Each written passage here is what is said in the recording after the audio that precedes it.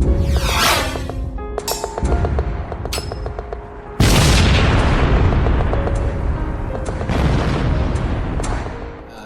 Wrecking Crew with Dean Martin as Donald Hamilton's Matt Helm. First, let's talk about The Wrecking Crew. Yes.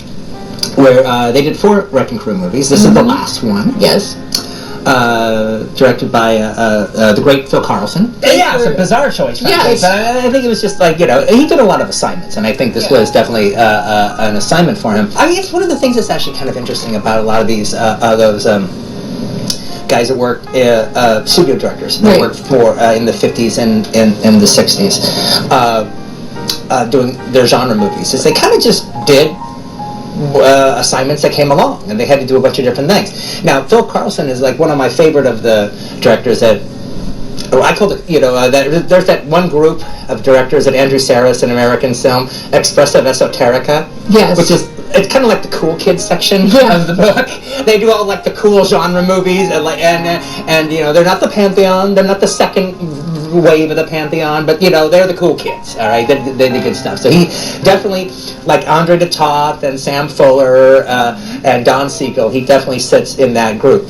But I don't think Carlson chose this, but he did what the bosses wanted. It's really weird with Dean Martin. It's really weird with Dean Martin. Yeah. The Matt Helm movies, again, like I loved them when I was a kid. I saw The Ambushers at the theaters when I was a kid, and the year this came out, I saw The Wrecking Crew. Now there's a lot of 60s stuff now that when I watch it that I just can't get into. Right. It's too silly. The Matt Helm movies are like that. Just like the stuff that's just too ridiculous to take seriously. But then why am I showing The Wrecking Crew? I chose it. I'm showing it because of Sharon Tate. I think it's her best performance. Okay. Right? I think it's her best performance. Well, actually, the whole cast of this movie is pretty terrific. Actually, Dean is actually funnier in this than I think he is in the other ones. The movie knows not to take its plot that seriously, which the other ones didn't take it seriously, but they didn't know not to. This one kind of knows what it's doing by this time. And it's got a good double team in the case of Dean Martin and Sharon Tate. They're very, very funny together, with her having the comedic part of the klutz, and him kind of being the exasperated straight man to her. But also, it's got a great group of 60s it actresses. Elka Summer, Nancy Kwan. I see any Nancy Kwan movie from the 60s, or the 70s for that matter. Even when she started doing exploitation movies, I like everything Nancy Kwan did. And Tina Louise, who I've always been a fan of as well. But this is Sharon Tate's movie. Well, she deserves it. She is the movie. Yeah. I mean, if you ask me, she is the movie. She's just, her character, Miss Carlson, Frida Carlson, is very, very funny. And she has a responsibility in this performance that I don't think she quite had in the other movie. She has to be funny. She actually she's the comic relief. She has to deliver the gags. Yes. I saw it at the Garfield Theater, and I saw The Wrecking Crew. I'd already seen The Ambushers, but the thing about the Wrecking Crew is I thought it was a very funny movie, and I knew who Dean Martin was from television and from the Dean Martin, Jerry Lewis movies. But I swear to gosh, I loved this movie when I was 6 because I loved Sharon Tate in the film. And I mean, in particular her character of Frida Carlson. I thought she was so funny. And I just, I love slapstick comedy. I love people falling and people dangling from things, dangling from flagpoles and all that kind of physical comedy stuff I loved. And I'm not going to say it's like, I mean, I'd seen, I think, Lucille Ball by that point on television, so I'm not going to say that it's like the first time I saw a woman do a tremendous amount of physical comedy, but it's one of the first times I saw, especially a woman as beautiful as her, and especially in a 60s movie, which was a movie of then, as opposed to a black and white 40s film. Yeah, they're all just blatantly sexy, and they all have their own little theme song. Yeah. Well, she has her theme song. She has a good theme song. The one that she walks away after the. I think it's I actually think the name of this, because we used a little bit of it, but I saw the credit for it. Hugo Montenegro wrote it, and I actually think the name of that piece of music is Frida Can Bang. Really? Yeah. Which is what you would think it would be named. But the thing about it was, again, as I was saying before in an earlier episode that we did, I was also taking my cues off of the adults in the audience, and they were all laughing. And I thought she was funny, and I thought she was charming, so I was laughing with her. And we will not spoil the last gag in the film that you've got coming up. But the last gag that she does, it brought the house down. I mean, it brought the entire house down. I couldn't believe how funny it was. I was laughing hysterically. The whole audience roared in unison, and everyone walked out of the theater laughing, which is like, the epitome of a great time at the movies. But and this sounds like because I made a movie with Sharon Tate, about Sharon Tate, that I'm fudging this. I'm not.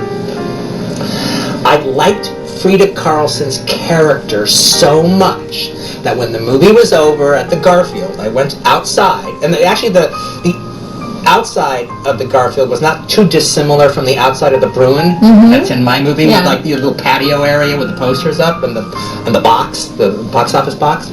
And so I actually went to the poster and looked at the poster, and I asked my mom, which one is Miss Carlson? And she said, that one. Sharon Tate? That one, yes. And so that's how I learned who Sharon Tate was. Is because I was charmed. I didn't quite fall in love the way I did with Goldie Hawn, but I was pretty charmed and was all set to watch as many Sharon Tate movies as I could, because I just thought she was so... And like I said, that last gag just killed it. We're not giving it away. But the last gag kills it. Not only that, apparently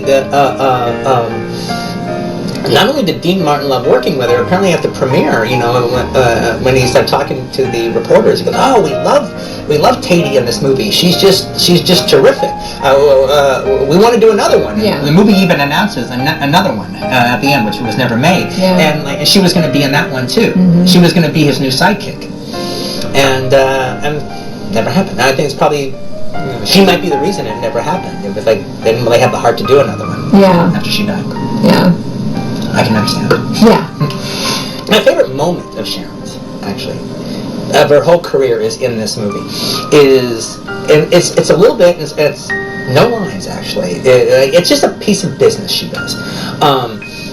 So they're trying to sneak into the big bad guy Nigel Green's estate, and she falls into like a dirty mud puddle.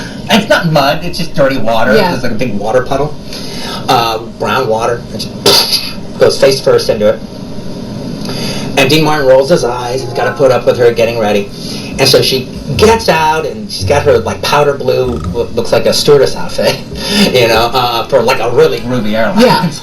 I want to fly that plane. She falls in the water. And then she gets out, and she's got this dirty water on her, but it's not muddy, so she's fine. And she just kind of demurely puts herself together. With the water dripping off her, she kind of fixes her hair and gets everything together. And she's kind of nonplussed about her own clumsiness, and she's kind of nonplussed that she just fell in dirty water. And it's just the way she kind of smilingly fixes her hair and gets herself ready to go, and then like again she puts on this beautiful smile that makes it's all okay. And it's just this one. I think it's just this moment of Sharon Tate that I can't get enough of it. It's just watching her in that sequence in character kind of present herself. I just think it's just really lovely. You're right. No, and especially this is like, this is the time of 60s television where like, actors and actresses, bug their eyes and really push, double takes and spit takes, all that kind of stuff. I mean, that was just the way you did comedy on television. You made a good point. It's the thing that suggests that she's not a natural born comedy actress, but when given the chance to play this kind of funny character, she jumped in it with both feet, but still attacked it from the right kind of way of trying to make the character, in as crazy a world as this movie exists in, as honest as possible. Anyway, I hope you enjoyed. For all of our making fun of the Mad Hell movies, I hope you enjoyed The Wrecking Crew and really enjoyed Sharon Tate. Why don't we call it a little bit of hanky-panky?